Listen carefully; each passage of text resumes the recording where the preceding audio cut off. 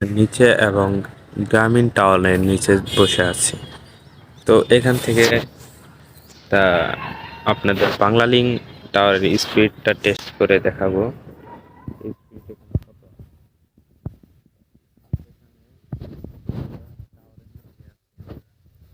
তো স্পিড দেখা যাচ্ছে এই আপনার 26 Mbps ফাস্ট.কমে উঠতেছে, 28 মানে রুটটা উঠতেছেই না, একবারে টাওয়ারের নিচে আছি আর কি। আপনার আমার ফোনটা হলো রিয়েলমি নার্জো 50, তো দেখতেই পারতেছেন নার্জো 50-র স্পিড ম্যাক্সিমাম ভালোই ওঠে, 865 MBps পর্যন্ত 5G গিগাহার্টসে। যেহেতু এটা 100 MBps উঠতেছে না, তার মানে 26 MBps। তো আমরা ইন্টারনেট স্পিড টেস্টে যাই, ওভি ইন্টারনেট স্পিড টেস্টে গেলাম। এখানে কতক্ষণ লাগে দেখি। এখানে কিন্তু আমি বাংলালিংক সিমটাই ব্যবহার করতেছি, ঠিক আছে। তো এখানে দেখতে পাচ্ছেন যে ওভি ওয়াইফাই স্পিড টেস্টে ডাউনলোড স্পিড তো এখন আসছে না রে ভাই, কি হলো। বাংলালিংক 4G+ সবখানতে নাকি তারা ক্লেম করে, কিন্তু ডাউনলোড টেস্ট ওভাররেটেড। ভাই এটা কি হলো। আচ্ছা আমরা আবার দিয়ে দেখি কি আসে, তো দেখা যাক।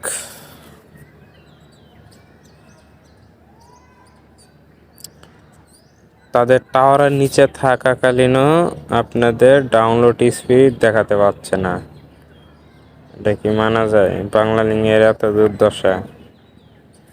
তো আপনারা বাংলালিংক সিম চালান, তো আপনারা কেমন পান অবশ্যই কমেন্ট করে জানাবেন। তো আজকের ভিডিওটা এই পর্যন্তই। আমি আরেকবার একটা ফাস্ট.কমে দেখি। তো ফাস্ট.কম ওই 18 এর উপরে যাচ্ছে না আর কি। স্টেবল বলতে রবি বা এয়ারটেল আর আপনার এখানে গ্রামীণ। এয়ারটেল আমি প্রায় না, এখান থেকে হয়তো 1-2 কিলোমিটার দূরে হবে এয়ারটেলের টাওয়ার। তো এখানে এয়ারটেলের টাওয়ার নাই, সেজন্য আর কি দেখাতে পাচ্ছি না। কিন্তু এখানে এয়ারটেলের টাওয়ার থাকলে অবশ্যই 200-300 এরকম উঠতো আর কি।